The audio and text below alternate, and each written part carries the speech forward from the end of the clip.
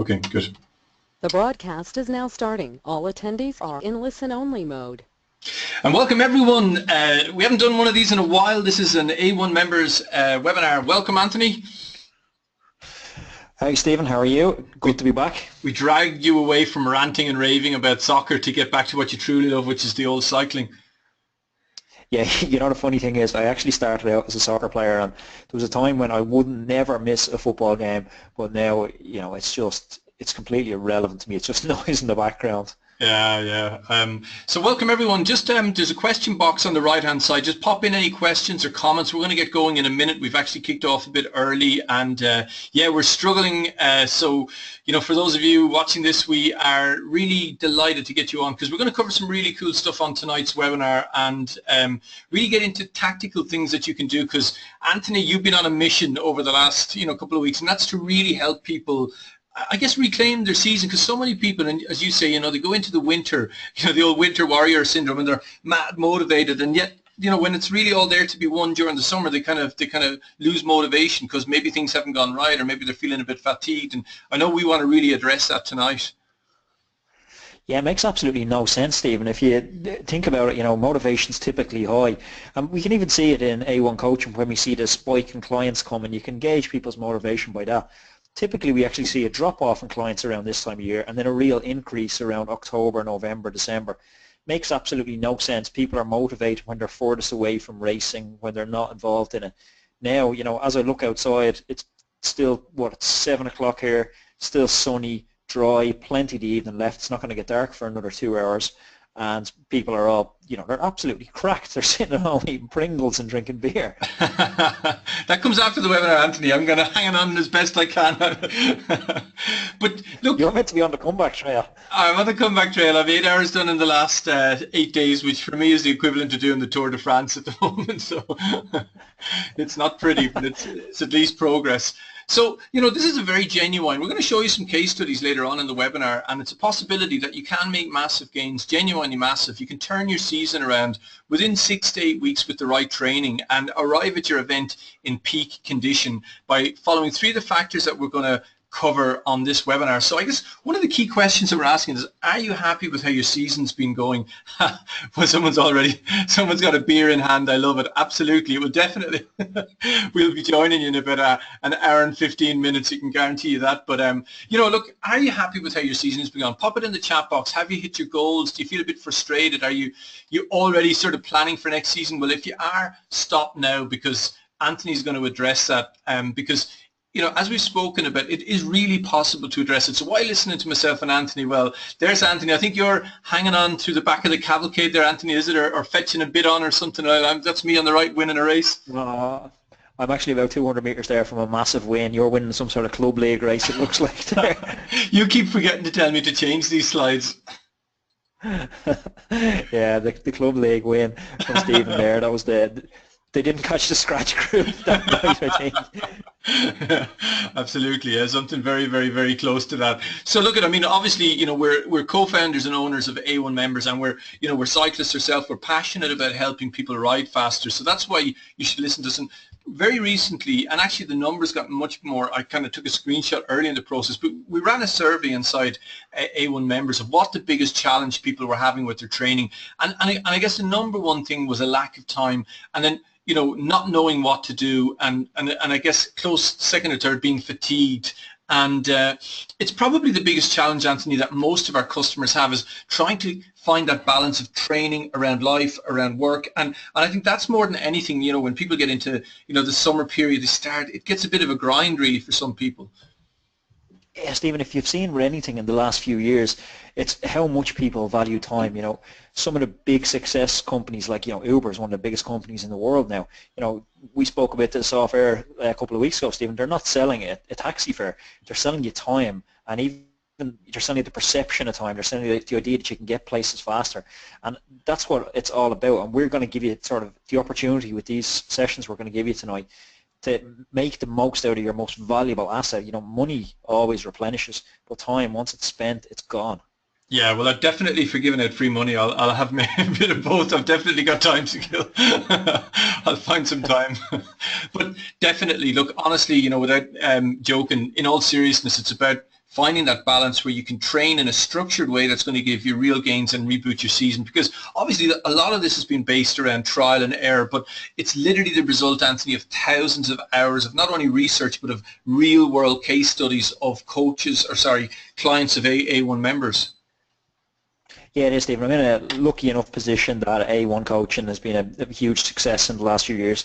So it's given us a huge amount of data to look upon. And, initially, I suppose, when we started out, we were kind of the company that everyone thought of as, they're coaching a couple of top riders because one or two of our riders got decent success early, and that was what made the headlines. But really, we were the company for the working guys, for the guys who are time crunched.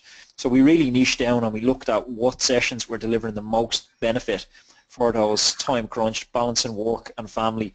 And I'm super excited to share with you today and talk to you about exactly what that small subset of sessions is, and kind of let you peek behind the curtain of years of trial and error. Yeah, because the hard way is obviously no proven system to follow. Maybe you're out training yourself, maybe you've, bought a couple of the books, tried to get your head around the training, but, if you're not following a system that's tried and tested, you don't really know if you're going to get success at the end of it. Lots of training with little progress, lots of trial and error. When things are working, you're not sure. And we've all been there, and struggling to progress. And ultimately, and that's why, mid-season, a lot of riders kind of become demotivated and disillusioned. And we really want to kill some myths about training. And that is, you need to train 10 to 15 hours a week to be successful. I mean, unless you're training at a really, racing at a Cat 1 or a Cat 2, you don't need to train 10 to 15 hours a week. We're going to show you sessions that you can do in this webinar inside an hour or an hour and a half and see massive gains. And the other one is that you cannot replace long duration training spins with high intensity. You absolutely can.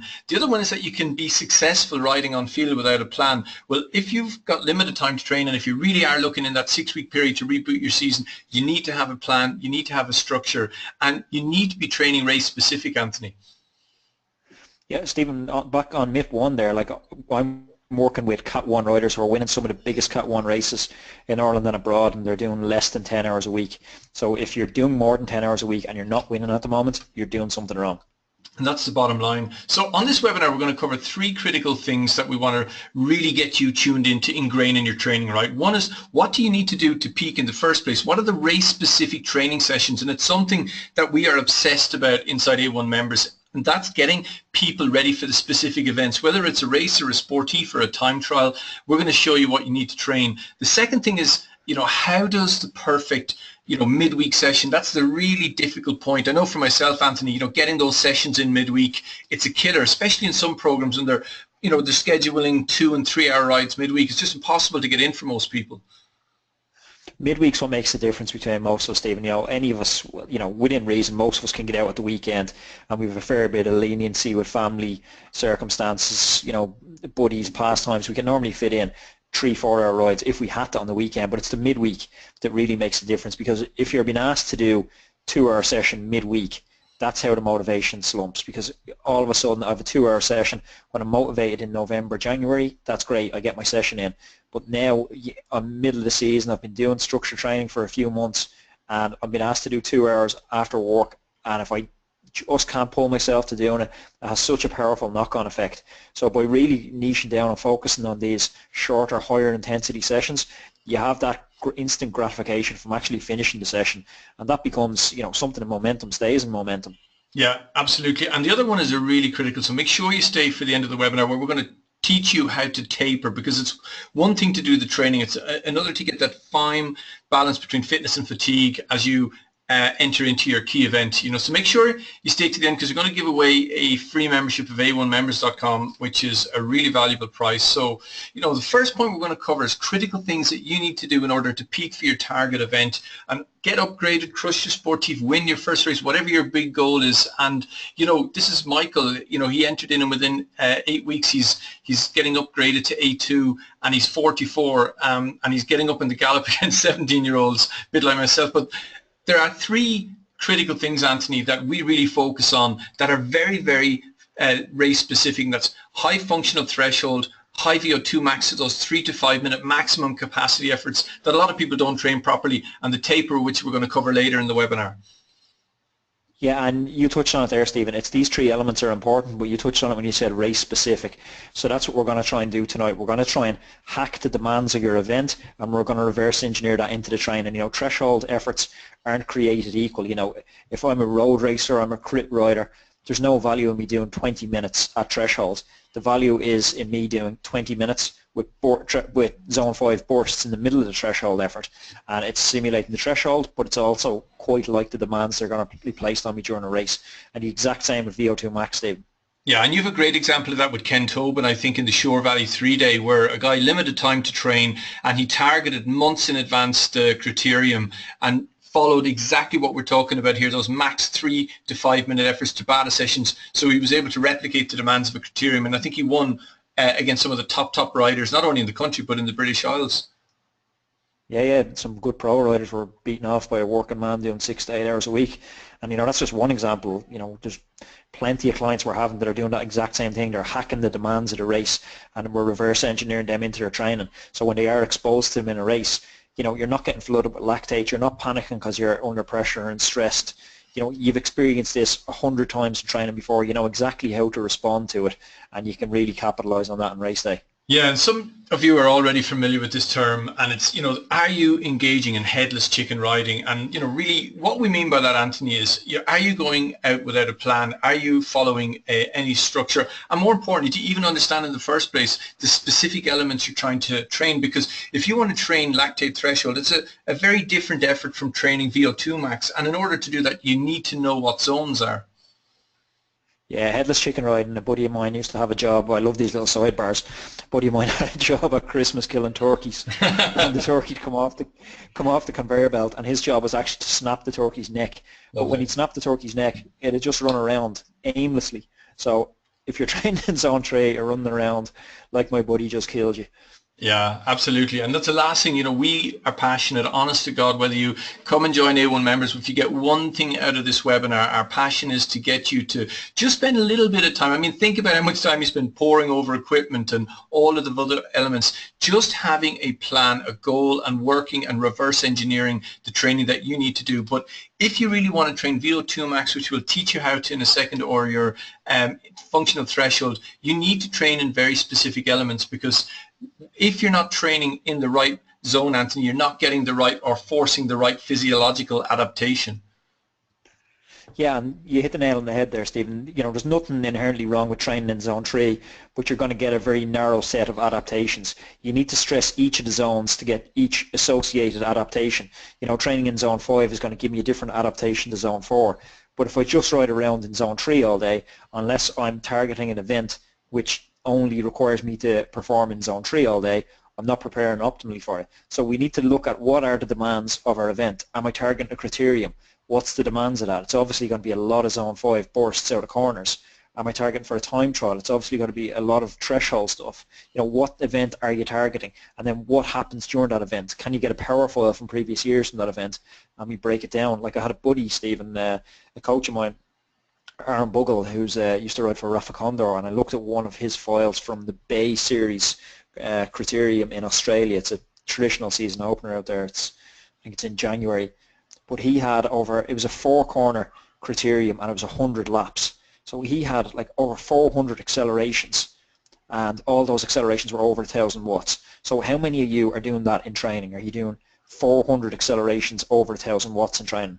Imagine prescribing that as a session for someone, Stephen. I know the sadist that you are, Anthony. You're already getting out your pen and building that into one of our peak sessions. But it's absolutely the case. I mean, if you've got an event, whether it's a time trial, and we've got programs in A1 members that deal with every single conceivable type of event that you might want to enter, whether it's a sprint, a hill climb, time trial or whatever, but each of those programs has been specifically designed to fine-tune and hone that. So whatever your event is, you've got to reverse engineer it. So, you know, by all means, pop in the chat box what your event is, and we'll comment specifically about the type of training that you would need to do that. So let's say, for example, Anthony, someone's training for their club league championship, which is a 55 or a 60 mile race on a lumpy course. What are they going to have to train? So we're going to be looking at the three things we identified earlier, Stephen. Threshold. At this time of year, we're going to be working on aerobic endurance all the time, but that's not going to be our main focus. It's going to be an ancillary benefit. So we're going to focus mainly on threshold and VO2 max, and then we'll execute the taper. So threshold-wise, straight-up threshold efforts aren't going to do us because that doesn't replicate the demands of it. It's not a time trial. What we need to do is we need to be adding in threshold sessions like 2 by 20 minutes, but in that 20-minute effort, every 4th minute performing a 10-second sprint and then settling back in at threshold.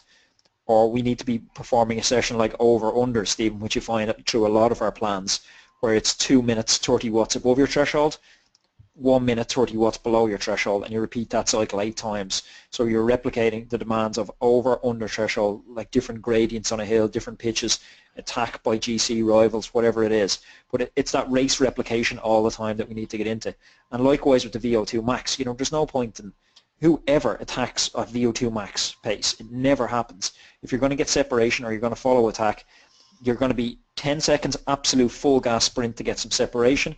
You're going to be 40, 50 seconds where you're just on the rivet trying to extend that gap, and then you're going to settle into VO2 max. So a typical session I'd recommend to replicate that VO2 max for the club league race that you talked about will be a 10-second sprint, 50 seconds as hard as you can just on the rivet, and then settling into 4 minutes of VO2 max. Oh, it's a killer, yeah. So what exactly is functional threshold heart or power? It is the maximum sustainable effort that you can do for an hour. And, everything that we will do inside our training programs, and you should absolutely introduce this into your training, is based on a percentage of that sustainable. And how you get out and test it, for those of you that aren't aware of it, it's simply a case, Anthony, of getting out and doing the dreaded functional threshold heart or power test. Yeah, Stephen, and a lot of our listeners will know how to execute this, but I'll run through it briefly for anyone that doesn't. So you're looking to get a safe road. We're looking to, Stephen, when you get into the car, the GPS wants to know 2 things. Where are you and where are you going? So where you're going is your goal at the end of the year. Where you are now, that's the test. So this is our starting point. So if you haven't done a test before, now is the time to get out and perform it. So you're going to find a quiet road, and if you have a heart rate monitor, you're going to go for 25 minutes, and you're going to analyze the last 20 minutes of that file. You're going to take an average for that, and that's going to be your average heart rate. For the test, you'll plug that into our calculator, and I think we can email out the calculator, Stephen, coming to guys who are on the webinar. Yeah, definitely. We'll absolutely send it out to anyone who's been on the webinar, yeah. Yeah, so plug your results into our calculator, and that's going to spit out your zones for you.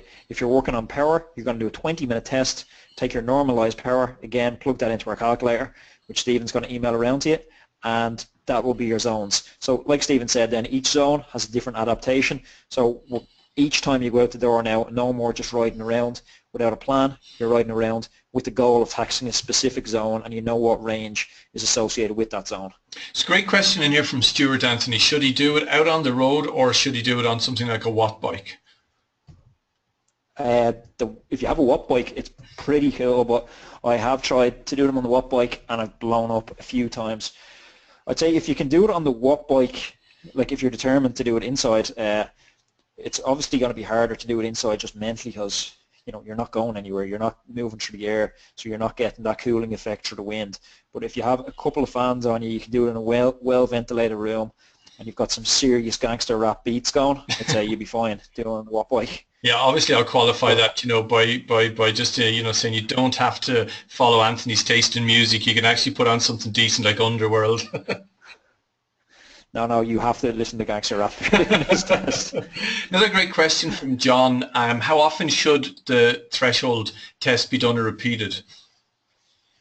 I do it at the end of each block. So if you're working through one of our plans, you'll see we break them down as a 12-week base, a 10-week build, then a 6-week peak or an 8-week peak if you're on some of our different plans. But at the end of each one of those blocks, there's no need to get too anal about testing too much. You can have a look at your data, and if you feel something's not lining up, like if you're a power geek and you notice that you're getting 20-minute sections that are above what you've tested at, you can actually set up today's plan or Training Peaks to give you these sort of alerts. Also, if you're noticing that your intensity factor is creeping above 1, if you're a power nerd, that's another example of when you should be looking to retest. A lot of the times, Stephen, if you look at the data, you don't actually have to retest. I've gone through whole seasons without retesting by just slightly tweaking my threshold. I've looked at the initial test, and then I'll look at the data, and some indicators will say, okay, threshold's gone up a bit. I know if I'm in a break where I'm at full gas for 20 minutes, through and off, and I'll look at it and go, okay, well that's actually higher than my 20-minute test, so I'll use that as my new 20-minute test figure. So you can be intuitive with it, but if you're not, and you're not data inclined to go drilling, test at the end of each block.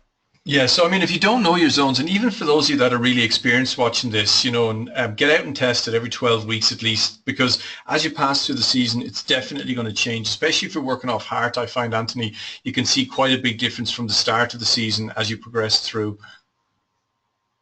Yeah, for sure. You get a little bit fitter, your heart rate will start to drop typically, and if you're trying to hold those higher heart rates, it can be hard. So, you know, I would say either option A, you test regularly, or option B, you turn into a little bit of a data nerd and start looking through.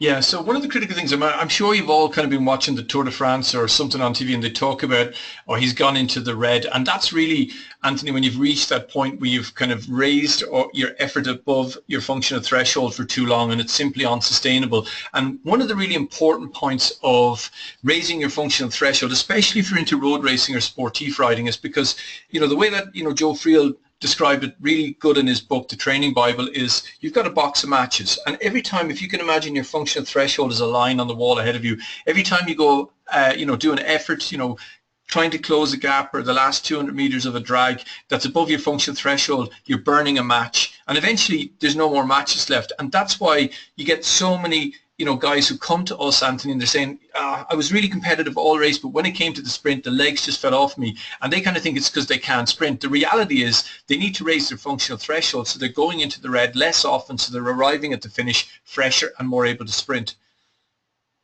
Yeah, exactly. Just think about, like, back to, we're always talking about the reverse engineering, but think about somebody who's a criterium racer. If out of every corner I'm having to go into zone 5, that's just absolutely flooding my system of lactate.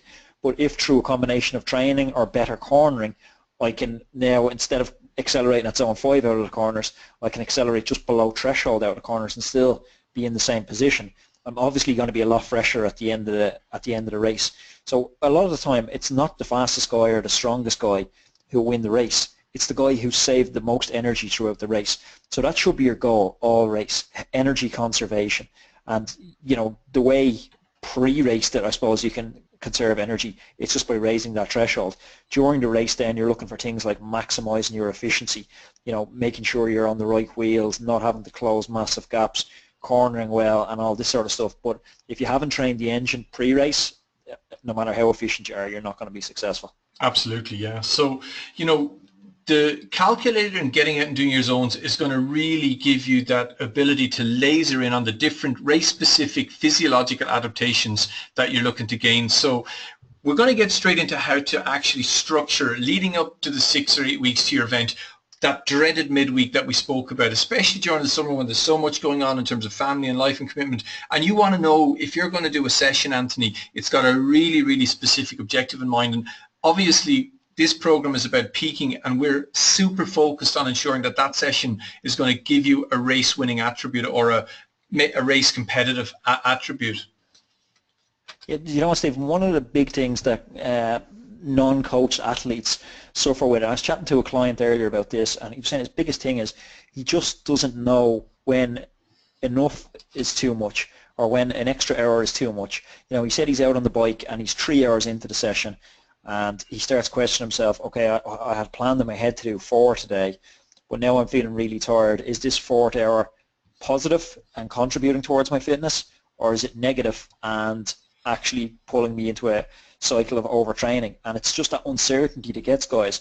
But if you have an actual plan that you can be sure, and you can say, okay, well, this is designed progressing my training stress score to the right amounts each week, you know when you're an hour into a session that's planned to be 90 minutes, that you're going to be fatigued, but it's the right decision to commit to that extra 30 minutes because it's, you know, it's been calculated by the pros, it's been designed in conjunction with sports scientists, and it gives you that peace of mind that you can go and execute and fully commit to that last half hour. And I just find that unbelievably powerful. That one thing alone, when you put it into an athlete's arsenal, it transcends them to a different level. But also the peace of mind, just, I mean, there's nothing better than, it's why leaders are so effective, Anthony, because people love to know that they're following a proven path, that the person that they're following knows what they're doing, And, interestingly, again, we surveyed, our Facebook group a couple of weeks ago and asked them if they could improve one thing, what it would be. The number one thing was functional threshold, and number two is time trialing, but actually that's the same thing. A high functional threshold is going to make you a good time trialist. And just overall fitness and understanding what to do. So in terms of race-specific elements, critical things, we've talked a lot about functional threshold and to a certain degree about VO2 max. And VO2 max is that ability to close a gap where you really feel your lungs and legs screaming, or the last 300 meters or 400 meters of a sticky drag, Anthony, or excuse me, an all-out effort to break away, or fighting for position as you come into the sprint. That's a VO2 max effort.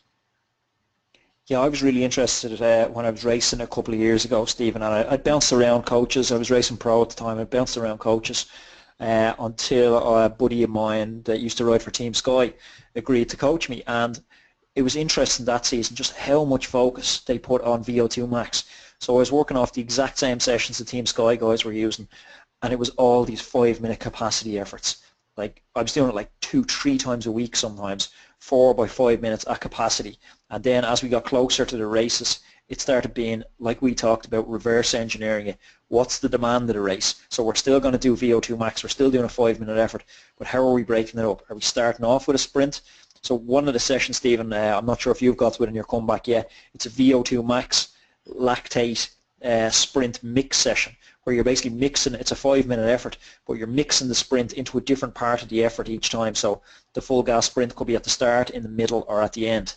All in good time, Anthony, all in good time. I'm going through the winter plan at the moment. I'm enjoying it. But these are tough sessions, I mean, but obviously at this point in the season, if you're looking to peak for a key event, it's not about, muscular endurance or building fundamental foundation fitness. It's about creating those really high intensity race specific demands, because that's how races, or sporties for that matter, or Grand Fondos are ridden. They're not ridden, and again, we talk a lot about metrics in A1 members, and we hear so often that people come to us and their metrics is average speed.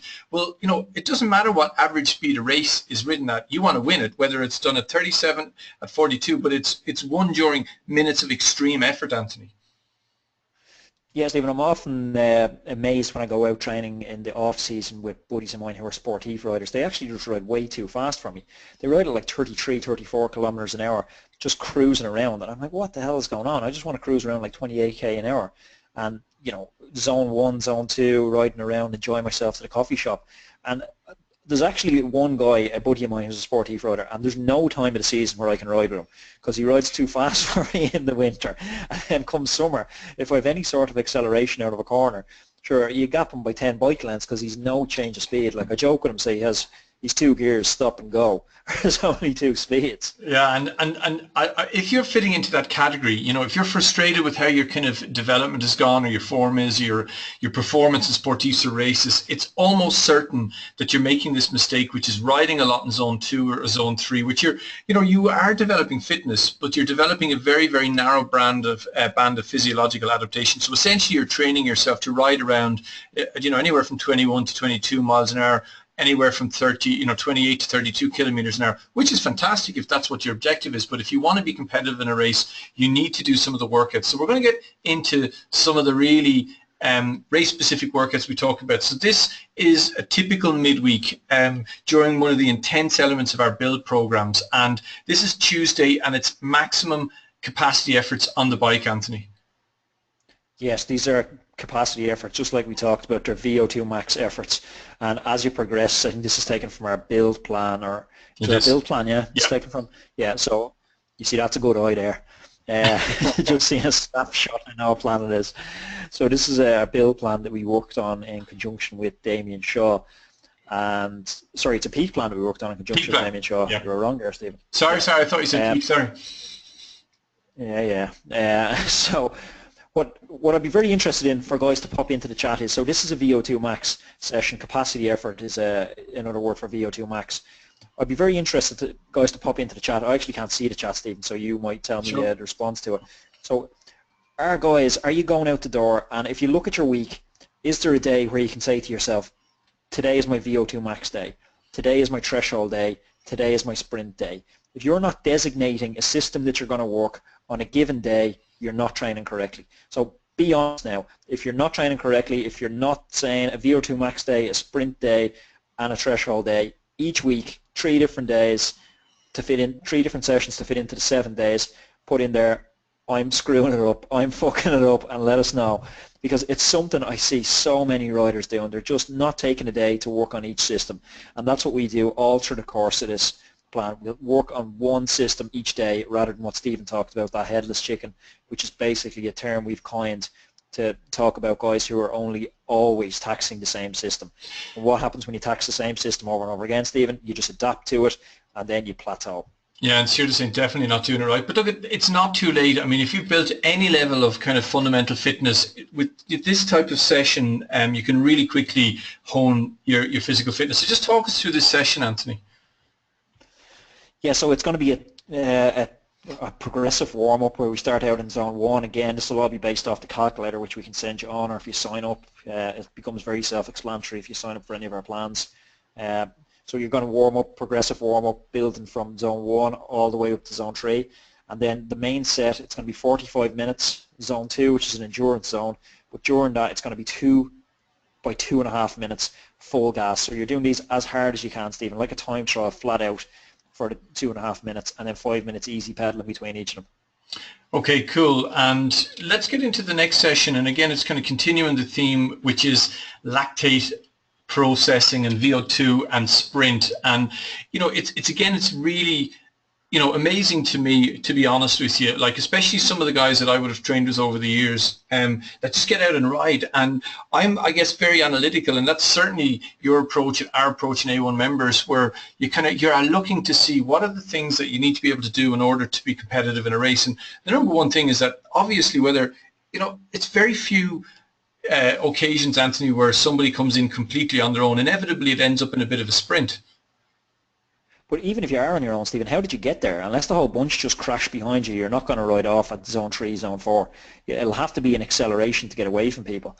Like if you look at the main set here, it's actually baffling how many different scenarios you can come up with that match the session we've built here. So 10-second sprint. Okay, so I'm sprinting out of the bunch, 30 seconds zone 5, I'm getting separation from the bunch, and then 3 minutes zone 4, and potentially coming in the last 2 kilometers solo to win the race.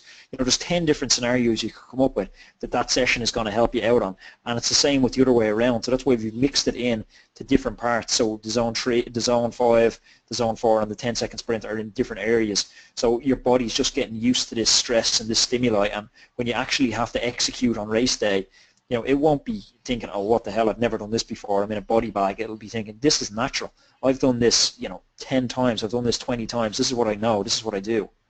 Absolutely. And John has just posed a question in the chat box. He's saying he's following the build plan from A1 members and he's trusting that it is covering what we've been talking about. Absolutely. I think the difference between the build plan and the peak, and these 3 sessions are taken from the mid of the peak plan, is the sessions are a lot shorter, a lot more explosive, Anthony, to really hone that maximum capacity effort. But the beauty of our kind of structured approach, if you do the peak plan coming off the build, you've built this, you know, really big aerobic capacity. You've built massive levels of muscular endurance so that you can really do and recover these hard sessions. Yeah, you're going to get maximum benefit if you come through that whole system. You know, obviously, Stephen, if you come in and you said to me, okay, I have an event in 6 weeks or 4 weeks, jump on the peak plan and you're going to be better in 4 weeks than if you didn't jump on the peak plan. But ideally, we want to take guys in, like John's saying there, and we want to bring you on a journey from base to build to peak, and that's how you can really get maximum benefit out of it, because each phase builds on we call them meso phases, each mesocycles, each meso builds on the next one. Absolutely, yeah. So another question coming through from Phil. I'm guessing that a midweek club TT is a threshold session or threshold day. Absolutely, yeah. And one of the things, though, I would say, and again, it's something that comes up often, is the balance between racing and training. And I think the difference, Phil, is, you know, you're going to treat it as a training session. Ultimately, if you're looking to peak for a key event, you've got to sacrifice some events in that you're going to come into them with a level of fatigue. So let's say your club TT is on a Wednesday. We're still going to advocate that you do the Tuesday session, Anthony, then into the Wednesday and ideally the Thursday. So you're building up a lot of fatigue, but also building a lot of peak fitness. I would also say, although it's a club TT, it's probably like a 10 miler. Pop in and let us know how long it is. It's probably like a 10 miler. So if you're to look at most of our sessions, you're going to get more physiological stress from doing one of our sessions than you are from doing the local 10. So, depending how fast you are, it's going to take you anywhere between, 18, 19 minutes and 26 minutes, half an hour, or whatever. But it's half an hour most at threshold, as opposed to some of our sessions could be 45 minutes, 1 hour, where we're actually getting solid structured work. Like our main set here is 1 hour. So although it's a race and you intuitively think you must be working hard because it's a race, you could actually be missing out and detraining. So like Stephen said, races, for a lot of clients, I'll be honest with you, if they're doing a midweek TT, I'll say to them, either you're getting there early and you're doing the course before at sub-threshold as a warm-up, or you're doing it again afterwards at threshold. Yeah, and it's amazing for those of you that actually train with power. When I got into training with power initially, Anthony, I mean, often I would do training sessions, which would have a TSS of maybe 220. Now that's a hard session, but you might be way less in a race because there's lots of freewheeling, there's lots of sitting in the bunch. Maybe you weren't in the break or even remotely in the break that day, and often the effort is a lot less than you'll have it coming out of some of these sessions. Do you know what's really interesting, Stephen? I was listening to Tim Kirsch and Chris Froome's coach talking about his conditioning for the Tour de France, and he'll actually go into the Tour de France without any sort of taper. He'll go in overtrained because the race is that long that if he goes in and tapers, the first week is typically so easy for the GC riders because there's no high mountains. So he's having a lower TSS each day in the first week than he would be if he was training. So he's actually tapering in the first week. So he's going into it fatigued, tapering through the first week, and then he's hitting peak form for when they hit the Alps and the Pyrenees in the second and third week. It's bonkers when you think about it. Like, you've just come through the Ross, a 7-day or 8-day race, like you're absolutely knackered at the end of it. It's mad to think that these guys go in and they lose fitness in that week. Well, you can't see it, like even, at the level I'm racing at the moment, where I'm doing 8-day races, but if you have a man in the break that day, you can get a pretty easy day where you're just rolling around the bunch. You might have a couple of things to do depending on the day, getting bottles or something, but typically you can have a fairly easy day freewheeling around the bunch and a lower stress score than if you were away at a training camp or you were very motivated to put a big session in. Absolutely, yeah. So this session is all about bursts, and again, this is something that I would personally, and we really advocate that you follow these type of race-specific sessions, because races, again, are all about surges, Anthony. And, again, we've spoken about raising your lactate threshold so you're burning less matches, but also training your body physiologically to be able to do these maximum capacity efforts over and over and over again and recover. Yeah, Stephen, again, look at the main set on this. It's 2x25 with high zone 4, in high zone 4 with 30-second bursts out of saddle every 4th minute, and start thinking about scenarios where this is applicable in races. You're rarely in a race going to ride 25 minutes unless it's a TT and you be on one of our TT specific programs, which has a lot more steady state stuff, a lot more stuff in that, reduced hip flexor angle.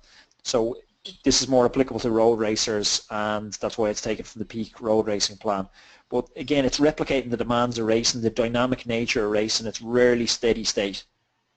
Absolutely, yeah. And again, this is kind of covering on the question that Phil asked earlier, what is midweek 10 meter? I mean, the 10 mile is going to be anywhere from, as Anthony said, like realistically 20 minutes to 26 minutes, where this is, this is a good, 50 minutes all-out effort, like high zone 4 is an all-out effort, but then with these absolutely intense bursts every 4 minutes, that's a much harder session than a 10-mile TT. Yeah, and like that burst puts you into a it puts you into a real body bag, Stephen. I'm joking here. That burst puts you into a bit of a body bag because you're trying to recover then at high zone 4. You don't actually get a recovery period. The recovery period is back at threshold, where you're never going to have that unless you're getting chased by a dog in your local TT. Or I was watching on Facebook, some poor guy was mountain biking through a forest and a bear ran after him. That'd even get me cycling quickly at the moment. You get a good zone 5 burst out of that. Yeah. So, I mean, thinking that, what are the kind of gains that you can make from this type of session? I mean, I think Ian is actually on tonight, Ian. We've used, and it's good to see you here, we've used your testimonial here, and, this is the type of, gain that Ian, and 40 watts of an increase, I think it was after three months at the base in this case. Like, it is really possible to get very, very significant gains with this type of structured training. And we've got one testimonial from Richard, which is absolutely mad. I mean, it's mad. We'll show you in a minute what Richard was able to achieve. So one of the key things is obviously as you go through the 6 weeks leading up to your key event and you've been doing the type of sessions that we've been showing you, you're going to have built up a huge level of fatigue, but you're going to be seriously fit, but you're also going to be tired. And it's that delicate balance of taking, you know, the fitness, the absolute fitness into your key event, Anthony, but not being overly fatigued. Yeah, so Stephen, we use terms like fitness and fatigue, so for the nerds there, and I'm sure there's some nerds listening because nerds love cycling, what we're talking about there, it's fitness is our chronic training load, our freshness, it's our training stress balance, and our fatigue, it's our acute training load. Absolutely. So if you don't know what those mean, don't worry too much about it, but what we're looking to do with a perfect taper is we're looking to minimize fatigue, acute training load, while not losing too much fitness, CTL, so we're looking for that to just plateau, and our freshness to come up, our training stress balance to come up, so anywhere from -20 to 0 or any positive figure is going to be perfect for our training stress balance. I've actually seen athletes with some of their best performances with training stress balances in the -20 range. Yeah, because you're hugely fit. Before we get into the taper, we've got a good question here from John. What is the difference in intensity between high zone 5 and sprint? It's high zone 5 would be like a kilo type effort. Like a sprint is just 10 seconds, everything you have. Whereas something more sustainable, VO2 max, I would say, is zone 5. That'd be like a 4 or 5 minute effort. But anything higher than that, it's basically as hard as you can go for the duration. So if it's high zone 5 and it's 30 seconds, it's as hard as you can go for that 30 seconds. If it's high zone 5 and it's 1 minute, you're basically doing a kilo effort. Absolutely, yeah. So you're still at the point where you're looking at your parameter, your heart, and you're trying to manage it, whereas a sprint is just as hard as you can go for 8 to 10 seconds.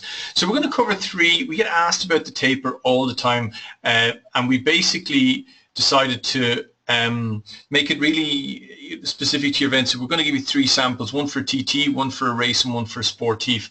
So I think you've kind of explained the concept behind tapering, but essentially it's really simple, right? If you taper for too long, you've got no condition or a reduced condition, because, you know, unfortunately fitness, the minute you stop, you're losing fitness, but you're also becoming fresher, Anthony. Yeah, so have a look at that graph there, Stephen, because that's very interesting. So you can see if you track the blue line all the way along, that's our chronic training load. We're looking to progress that about 10 per week. And what makes that blue line go higher all the time, it's fatigue, and that's the pink line. So fatigue drives fitness, you can think of.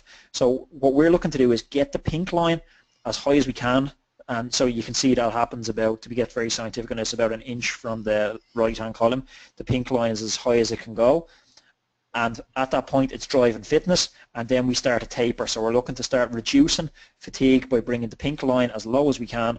You'll see the blue line also dips a little bit, but not as much as the pink line, and the yellow line is increasing. So at that point, when the blue, the pink, and the yellow are all meeting, that's when we're fit and we're fresh and we're ready for game day, showdown. You're a dangerous animal at that point. So TT taper, so somebody's got a target event, let's say it's a 25-mile, their club or whatever championship they're coming up, they've trained, this is the end of the 6 weeks, so they've done their 6th week of peak, then they're into their 7th week, which is a taper. So take us through this week, Anthony.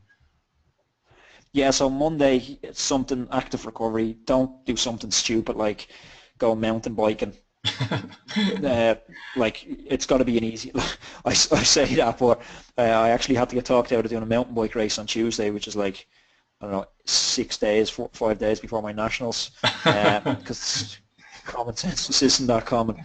But so Monday, something easy, massage if possible, and you can spin the legs if you have the time, but definitely no compulsion to do it. Tuesday, what we're looking to do is replicate the demands of the race day, but in very short bursts. So Tuesday is actually still quite a hard session because we're not really starting the taper. So we're doing 5 by 5 minutes, just below race pace.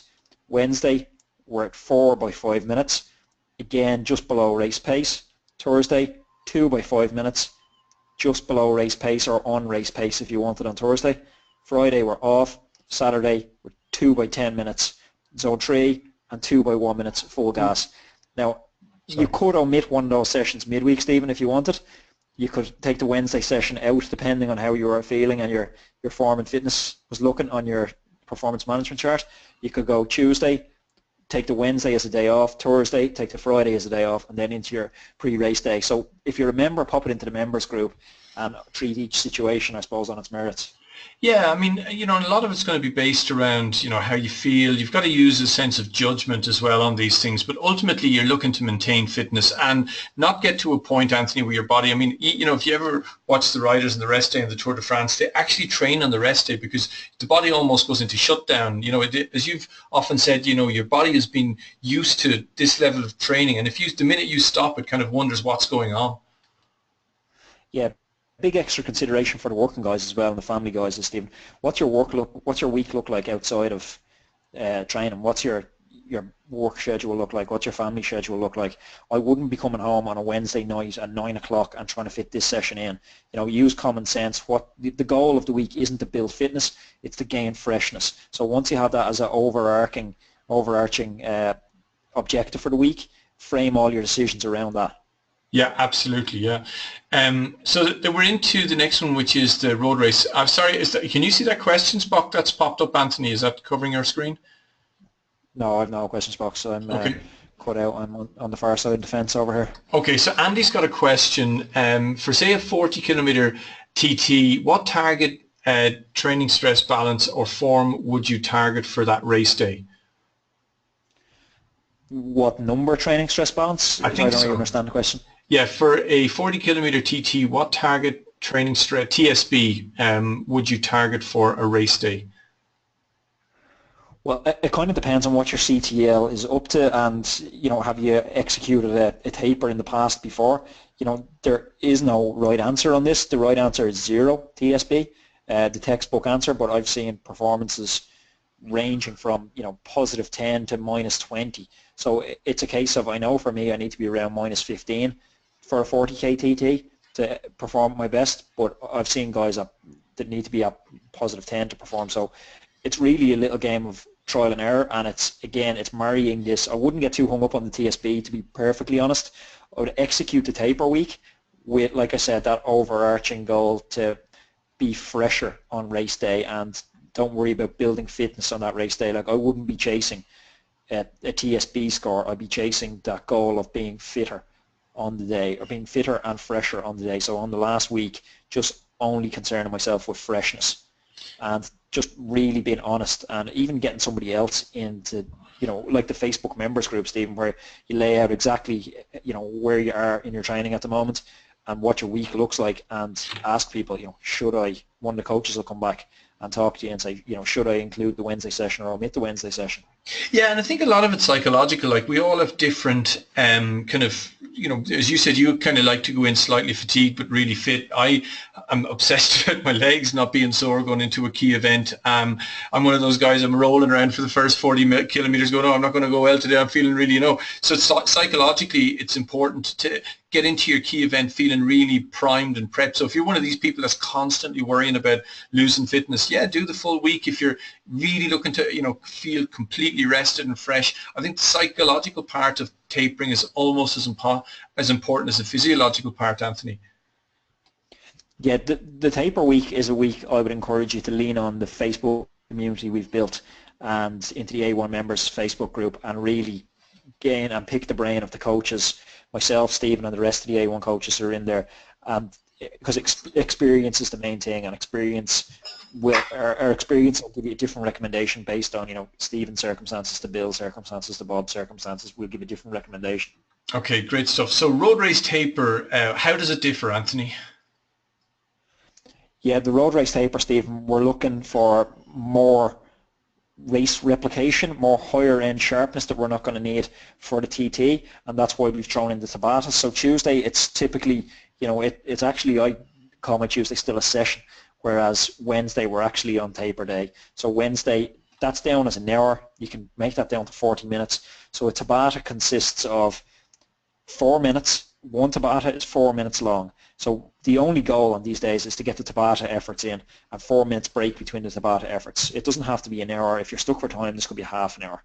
So the Tabata effort, Stephen, like a lot of us know at this stage, but it's 20 seconds, high zone 5, pretty much full gas like we're saying for 20 seconds. 10 seconds recovery, 20 seconds full gas, 10 seconds recovery. So you repeat that cycle for 4 minutes, then you take 4 minutes off, you're going to do another one, take 4 minutes off, you're going to do another one. So Wednesday you're going to do 3 Tabata efforts in whatever sort of session you can do. I'd say maximum an hour, but I would say as low as a half an hour. Thursday you're going to do the exact same thing. You can break that down, do it in a half an hour again. So 2 Tabata sessions. Friday, your day off completely. And then Saturday, we're typical pre-race day spin. But into the pre-race day spin, we're showing 2 1-minute full gas efforts. And this is to really stimulate that lactate clearance system, because it's something we're going to be operating above threshold a lot in the road race, where we're not going to have that same above threshold appeal in the TT. Absolutely, yeah. So any questions on that, just pop them into the chat box on the right. I've had a bit of trouble there with the questions in the last couple of minutes. And Sportif, and again, a lot of and we've had some amazing results. John, I don't know if John's on this webinar. Welcome, John, if you are, but you had a fantastic result where you knocked 13 minutes off your Sportif target time based on last year's time. And again, it's as important as anything to come into the Sportif with an appropriate taper, Anthony. Was John the client who qualified for the Sportif World Championships? Yeah, absolutely. Knocked 30 minutes off his time from last year. So he's obviously, a really strong rider to start with, and knocked 30 minutes by following this type of a program. Yeah, we actually have another client as well. I'm not sure if you're tracking, Stephen. Joe Breton, he rides for UCD, and he rode the Sportif qualifying event in Perth, and he qualified for the World Championships as well. So we'll have a couple of representatives there. Yeah, absolutely awesome. So again, the Sportifs are really serious business. I don't know, the Grand Fondos, it's as strenuous as a race in many ways, Anthony. Yeah, and Stephen, the taper, it's not very much different than the taper we're used to. So we're going Monday recovery, Tuesday with the threshold efforts, Wednesday off, Thursday the same Tabata, but you can reduce it. I'd say 30 minutes is fine. Don't be worried about fitness this week. It's all about freshness and sharpness. So 30 minutes, you might seem like, oh, that's not very much. I could fit 2 hours in tonight. Resist that urge. Friday off, Saturday we're going to do pre-race day, but it's just going to be a little less strenuous than the taper session prescribed for the road racers, just because you're not going to have to deal with that same level of lactate. So one of these clearance efforts the day before should be enough to simulate that lactate clearance system for the volume of lactate you're likely to deal with. But again, if you're a serious Sportif rider and you're actually looking to win one of these Grand Fondos, the road racing taper is actually probably more appropriate for you. But if you're kind of coming up to a Wicklow 200, or what's your Cape Argos, is it, Stephen? Cape Argos, yeah, that's the one I'm targeting, and the 94.7 in November, yeah. Like one of those, if you're just looking to participate, this is probably a more appropriate taper for you. Yeah, so Stuart's asking, how long should the Tabatas be? Tabata's 4 minutes, so it's 4 minutes, and so the 4 minutes is broken down as 20 seconds on, 10 seconds off, repeated for 4 minutes. So, you can kind of get the overall idea that these sessions are really keeping you sharp, but they're not introducing a massive level of training load or volume, or inducing a huge level of fatigue. So, these are the really critical elements. So we've spoken about, the key metrics that you need to understand, the fact that you need to get out of the habit of training in zone 2 and 3 and get up into the zone 4 and 5, start building those functional threshold efforts, those VO2 max efforts into your training. Then we've taken you through, 3 really important sessions that are so focused on getting you ready for those race-specific elements, and then the 3 different tapers leading into the week of your key event. That is, an absolutely proven formula, Anthony, for turning around that season or getting you into a state of absolute peak fitness for your key event. Yeah, Stephen, it just works. I know you're going to talk a little bit more about 1 or 2 of the testimonials we have in a minute, but it just works time and time again. It mightn't be glamorous. You might read something in Cycling Weekly this week. Somebody will send me on an article and go, what do you think? Should I incorporate this into my training? No, stick to the stuff that works. It's proven now. Sports science journals. We have a team of sports scientists in A1 coaching. We've executed this on thousands and thousands of athletes over the last few years, and time again, working these systems in the methods we prescribe, it just works.